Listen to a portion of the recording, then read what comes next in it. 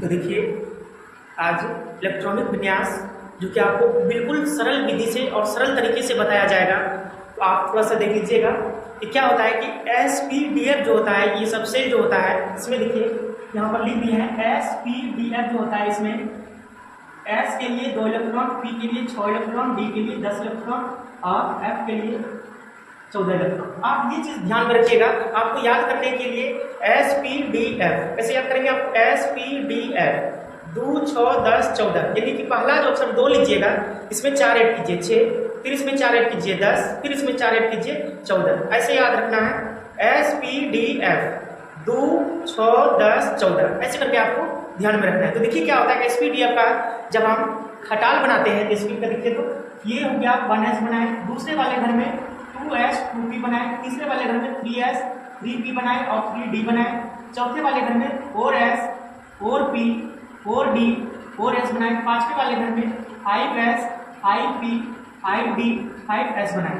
यदि आप बोलिएगा 5 तक ही क्यों लिए हैं, इसमें आप 6, 7, 8 ऐसे करके ले सकते हैं। और जब भी इसका धरती काटेंगे तो देखिए इस तरह से ऊपर से यहाँ से जो होगा, ये जो दिख रहा है आपको, यहाँ से ऊपर से स्टार्ट करेंगे, इसको लेते हुए इधर से फिर बीचों बीच निकलना है, फिर पीछे से आना है, फिर आगे से जाना है, फिर पीछे से काटते हुए ऐसे करके निकलना है। जब ऐसे हम निकल जाएंगे ना, हमको बहुत सुविधा हो जाएगा क्या इलेक्ट्रॉनिक विन्यास बनाने के लिए। ध्यान से देखिएगा, पहला क्या है यहाँ पर 1S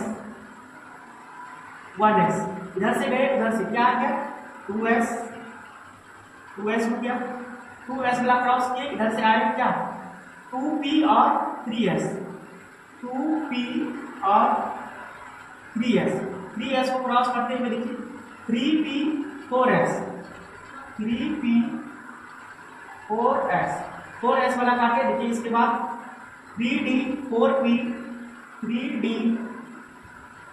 4P और क्या है 5S। और यदि यहां तक की हम चर्चा करें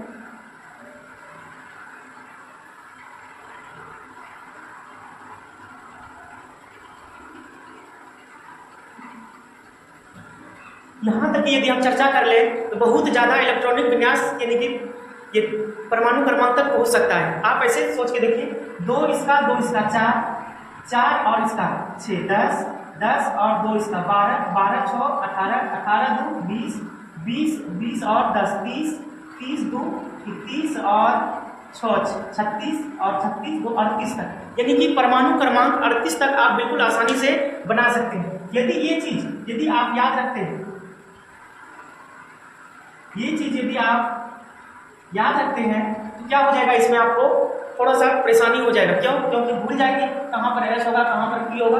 तो इस वाले चार्ट से आप आसानी से इसको तैयार कर सकते हैं। जैसे मान लो आपको सोडियम का निकालना है, सोडियम का आपको पता होना चाहिए, सोडियम का सिंबल Na होता है और इसकी परमाणु क्रमांक जो होता है, इनकी परमाणु क्रमांक जो होता है ये 11 होता है। और ये चीज पता होना चाहिए और आप बिल्कुल आसानी से निकाल सकते हैं। देखिए ध्यान से, पहला 1S और S का कितना है 2 1S 2, फिर दूसरा हो गया 2S, S का तो 2 ये था, यहाँ पर 2 लिख दिए। तो ये 2 और 2 ऊपर वाला देखना है आपको, 4 हो चुका है। उसके बाद आएगा 2P, P का देखिए, P का जो है ये 6 है, ये 6 द्वार 10 उसका है, एक और लेना है हमको। P वाले के बाद देखिए 3S आता है और 3S वाले में हमको जरूरत A का है, एक ही लेंगे। कैपेसिटी ये जो देख रहे हो आप, ये कैपेसिटी है इसकी। जब 2 की जरूरत होगा ये 2 दे सकता है, आपको जरूरत है 1 का, 1 भी ले सकते हैं इससे। ये 6 दे सकता है, आपको जरूरत यदि हो जाएगा कि नहीं हमको 2 से काम चल जाएगा, आप 2 ही लीजिएगा इससे।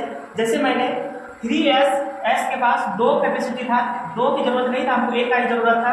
इस तरह से निकाला जाता है। एक और मैं करा दूं तो क्लोरीन का देख लेते हैं।